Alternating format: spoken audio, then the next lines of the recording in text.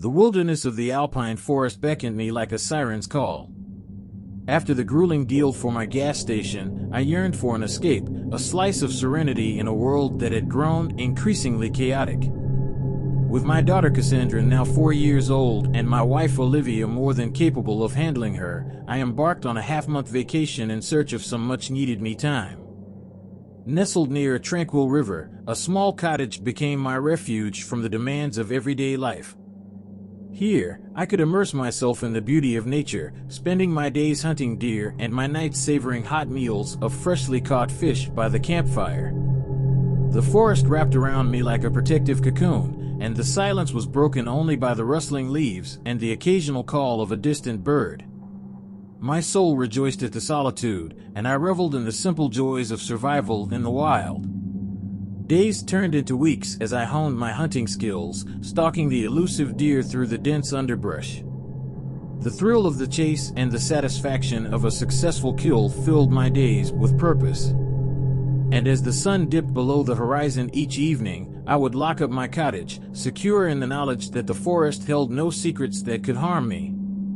The nights were magical, with the campfire casting flickering shadows upon the towering trees.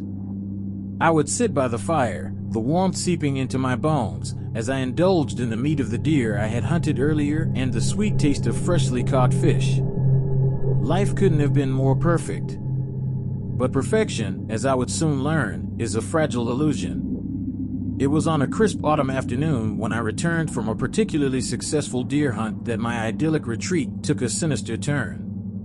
The sun cast long shadows as it descended behind the mountains, coloring the forest in a fiery orange glow. As I approached my cottage, however, an inexplicable unease washed over me. The window, once intact, was now shattered, and shards of glass littered the wooden floor within. My heart began to race as I cautiously stepped inside. My food supplies had been ravaged, supplies missing and others strewn about carelessly. Panic welled up inside me as I frantically searched for clues, desperate to understand what had happened in my absence. And then I saw him. A figure in the distance, hunched and malnourished, emerged from the shadows of the forest. An old beggar, frail and wretched, had taken refuge in my cottage. His eyes, hollow and desperate, met mine as I approached him. Without a word, I gathered what little food remained in my dwindling supplies and handed it to him. Empathy had won out over anger, and I couldn't bring myself to turn him away. The wilderness could be unforgiving, and I couldn't bear the thought of leaving a fellow human being to starve. As night descended, I returned from a successful fishing trip, my catch promising a satisfying meal. But as I approached the cottage, an unsettling sensation hung heavy in the air. The forest seemed to hold its breath, as if anticipating a looming storm. A deep, guttural growl shattered the silence, and my heart plummeted into my stomach. With trembling hands, I pushed open the creaking door of my cottage and peered inside. There, in the dimly lit room, stood the old beggar. But he was no longer frail and wretched. In his gnarled hands, he clutched a sharp, menacing axe, and his face contorted with anger. The very same man I had shown kindness to, the one I had fed and given shelter, now posed a dire threat. Terror surged through me as I stumbled backward, my mind racing for a solution. Without a moment's hesitation, I dialed 911, my voice trembling as I explained the unfolding nightmare to the operator. I begged for help, praying that it would arrive in time. Within minutes, the flashing lights of police cars pierced the darkness of the forest. Officers stormed the cottage, their authoritative presence a beacon of hope. They apprehended the old beggar, who fought with a malevolent glint in his eye. As they dragged him away, he screamed in a twisted rage, "I will kill you for stealing my home. How did you think I would forgive you for that little piece of food?"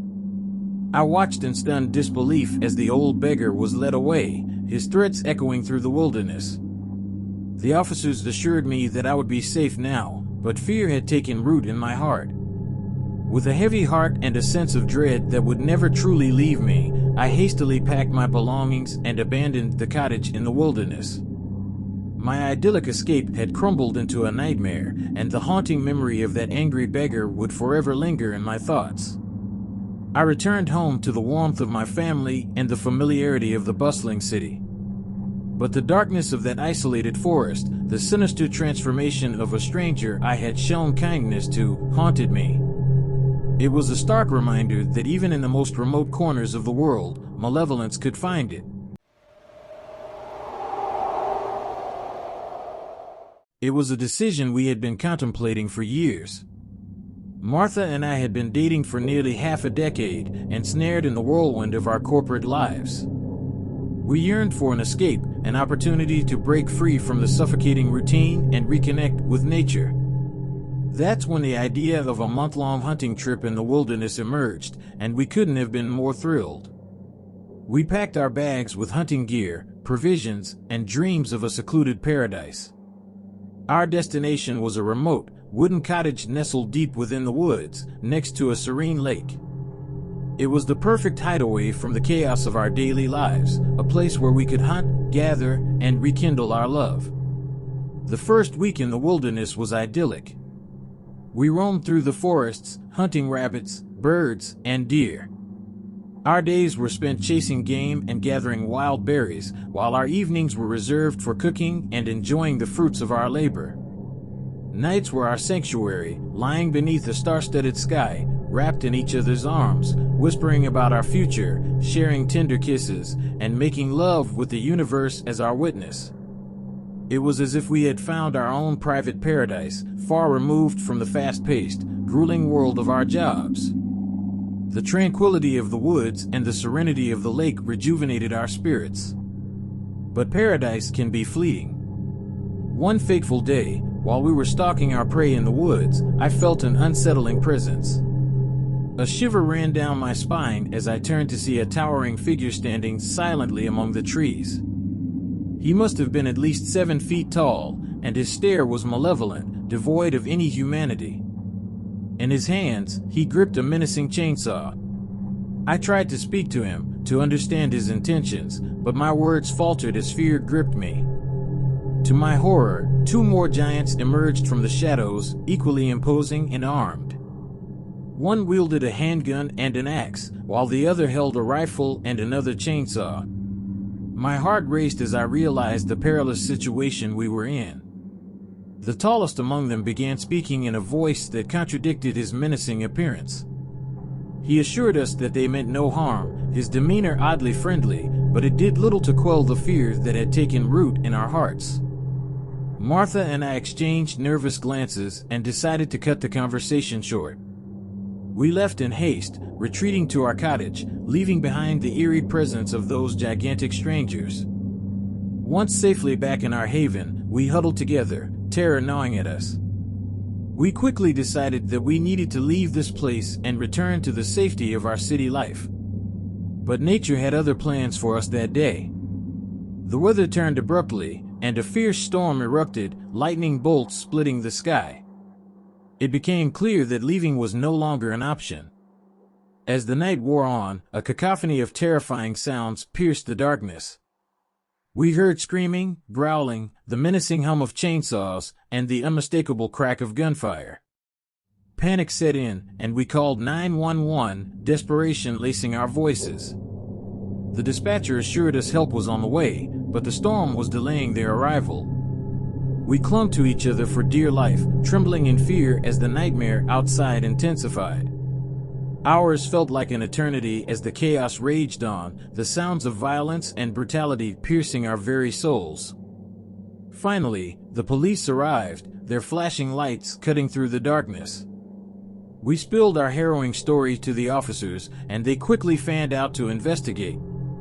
What they found chilled us to the bone. The owner of the cottage lay lifeless, a victim of these marauding interlopers.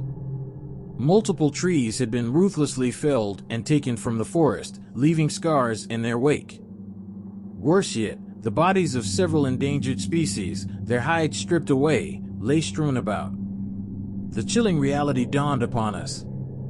The men we had encountered were not friendly woodsmen or hunters, they were ruthless poachers and illegal loggers. We had narrowly escaped a gruesome fate. Had we angered those three giants in any way, we might have suffered the same brutal fate as the owner of the cottage. As the night waned, the police secured the area, and we were escorted back to civilization. The ordeal had left us traumatized, but we were grateful to have survived. Our romantic getaway had turned into a nightmare, a glimpse into the darkness that can lurk beneath the tranquil surface of nature. It was a stark reminder that even in the most remote corners of the world, danger can find you. We returned to our city life, scarred but grateful for our second chance, vowing never to underestimate the true wilderness again.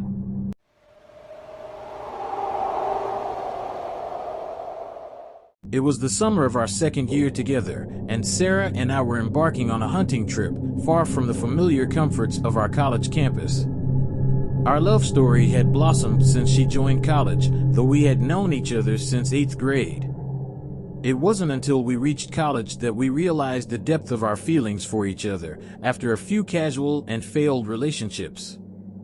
Sarah, with her short stature, innocent charm, and fiery red hair, had always attracted attention from other male students. Her overly friendly personality made her an easy target, and it wasn't hard to notice the way they ogled her. I couldn't help but be protective of her, but whenever I brought up my concerns, she accused me of being insecure. Despite the occasional arguments, I knew Sarah was loyal to me, and that's what mattered most. As summer approached, Sarah planned a half-month-long hunting trip with her best friend Lana and Lana's boyfriend, Seth. The trip would take place on Seth's family's land, a vast stretch deep within the woods. We left early, and Lana and Seth decided to join us later after finishing a college project. The cottage we'd booked was nestled in the woods, almost at the end of Seth's family's property.